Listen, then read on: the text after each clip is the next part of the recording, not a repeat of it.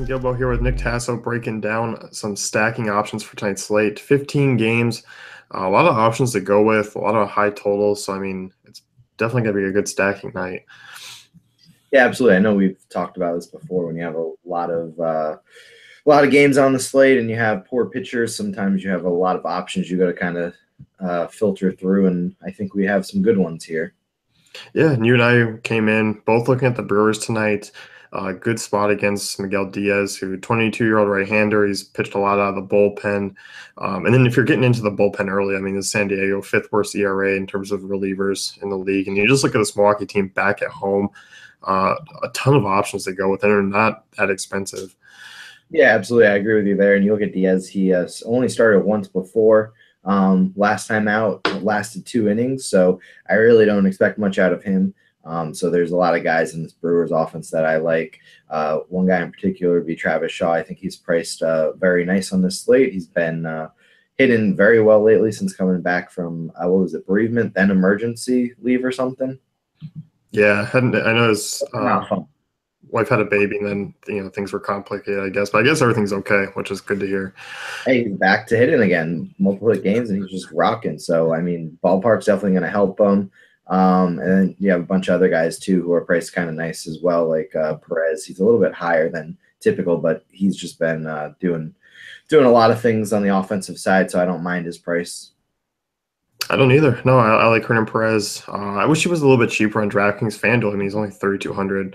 But yeah, I'm with you. I love Eric Sogard leading off. Eric Thames, and definitely in play. And Thames has got a really nice price tag against a guy who doesn't miss a lot of bats. So I'm with you. Our second favorite stack, we were on the same page. Seattle. A little bittersweet. I love Tyson Ross. I loved using him back in the day when he was healthy, but this is a spot where walks have always been kind of an issue with him in a hot ballpark. It hasn't pitched since 2015, a full game. So I mean, we're looking at probably a rusty right-handed arm. Yeah, absolutely. I know me and you, I don't know if it was on air or off, but we were talking about Tyson Ross just the other day, and he hasn't performed well in AAA, and I know you have to take that with a grain of salt because sometimes they're just trying to figure things out. But it's pretty embarrassing to have a 7 ERA in AAA. And like you said, this ballpark heating up now. Obviously, we're not in August where it would be ideal, but still June. We've had some nice hot nights and going up against this Mariners offense, which can come alive at times. And you certainly have big bats like Nelson Cruz and Cano still in there. I think this is going to be a bad game for him. Yeah, I do too. And this is another one where it's like if he throws 3 innings, you're getting a really, really bad bullpen and probably a long reliever to go up against this one. So I'm with you. I mean, narrowing it down to the 4 on FanDuel, I think I take the lefties.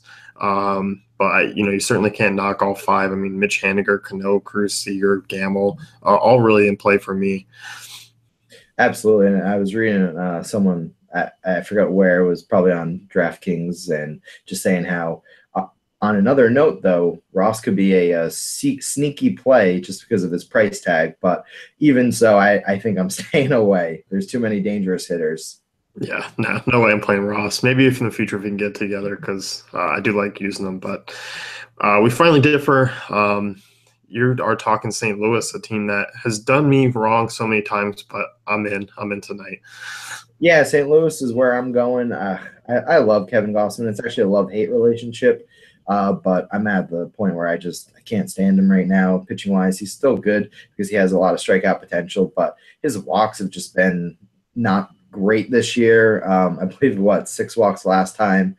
And St. Louis is a good OVP kind of club. And then you also look at the potential that he has given up home runs. And unfortunately, there's not too many lefties that have a lot of power in this lineup, but you still have guys who can hit from the right side. And it is a good ballpark for them as well in Camden Yards. Yeah, no, I'm with you. I'm definitely going to have a Cardinals stack. Gossman's just been bad this year, as you pointed out.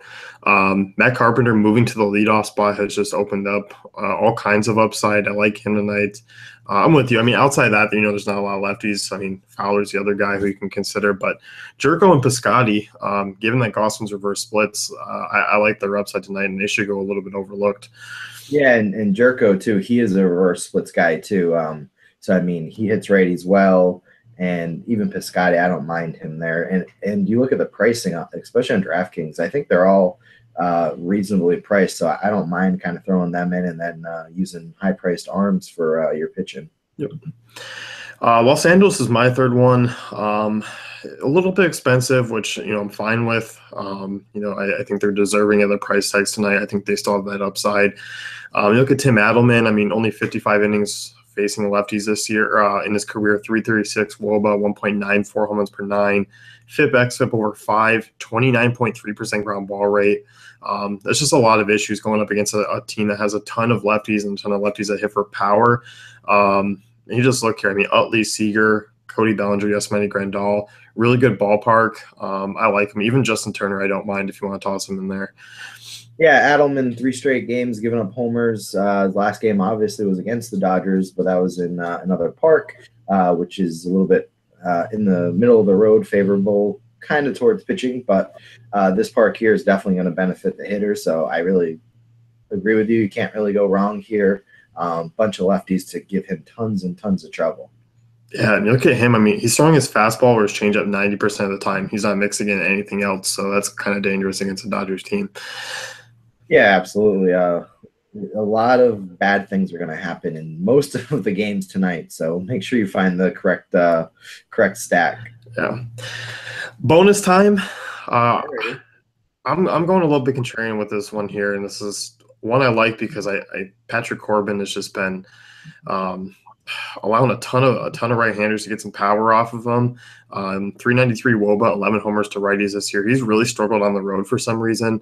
But you look at this, I mean, he's not missing a ton of bats. Phillies have some intriguing right-handers. Howie Kendrick, Aaron Altair, Tommy Joseph, Mike Calfranco, Cameron Rupp. I'll take some of those guys against a lefty there, and Altair is one of my favorite plays on tonight's slate, but really cheap one. So if you want to pay up for pitching, Phillies might be a sneaky stack. Yeah, totally. I can see that. I mean, they didn't have the best outing most nights, but they held in with the Red Sox pitching pretty well. If I was to go a bonus stack, I'd go with the Cubs. I know they sometimes don't really succeed, but their prices are really cheap in regards to what they can do. They're not really going up against a pitcher that really is going to do much. Obviously, ballpark's not the best, but you know what? It might be a sneaky stack. People might stay away from it. Yeah, no, I like that call a lot. Trevor Williams is definitely due for some regression. Doesn't miss a lot of bats. As you said, I mean, nicely priced. Anthony Rizzo is another guy. Maybe moving your first baseman up to lead off is just a good thing to just jumpstart guys now. Let's put Hanley at lead off. No, don't want that at all. Oh, man, he's a mess. Maybe put Moreland in there because he actually plays the field. That's true. We can put Moreland there. So. Right. That's going to wrap it up for us. You can head over to fantasycafe.com, check out great tools and content.